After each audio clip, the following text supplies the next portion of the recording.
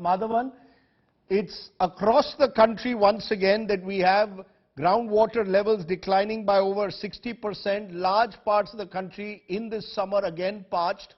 Where is the problem, and do you have a solution? So at the outset, Rajdeep, it's important to recognize that one of the tragedies of our time is that in the monsoon we worry about drainage in our cities. In the winter we worry about air pollution, and in the summer we worry about water availability.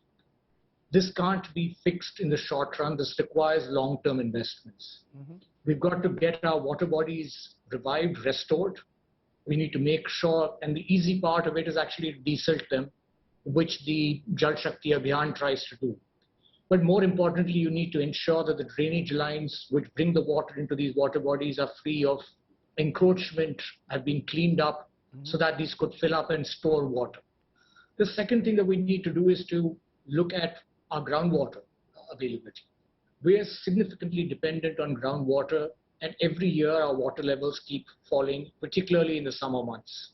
So in some sense, the big elephant in the room is agriculture, which uses a very large proportion of our groundwater. So we need to not just focus on supply side issues, such as trying to recharge our aquifers or desalt our tanks and increase their storage capacity. We also need to focus on the demand of water, one by agriculture, and two, consumption by all of us. Are things better though with the government focusing on Jal Shakti? Are things better today than they were 10 years ago, you would say?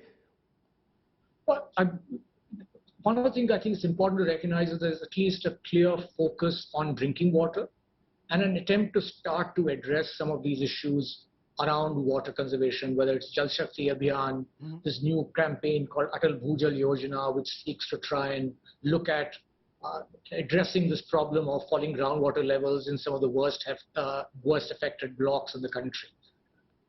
There is hope. Jal Jeevan Abhiyan, Jal Jeevan Mission in particular, looks at very significant investments and seeks to try and provide every household with a household tap connection. In a sense, this is revolutionary if it happens. The fact of the matter is that both you and I, take for granted the fact that we can wake up in the morning, turn on a tap and get water. It has not been the norm for people who live in low-income settlements in urban areas or people in thousands of villages in this country. Why shouldn't it be the norm for them to wake up in the morning, turn on a tap and to have water available? The question is, can we, one, do it? The easy part is going to be to lay the pipes and to make sure that you have the taps in place. The challenge is going to be to make sure that you have water available consistently to flow through the taps.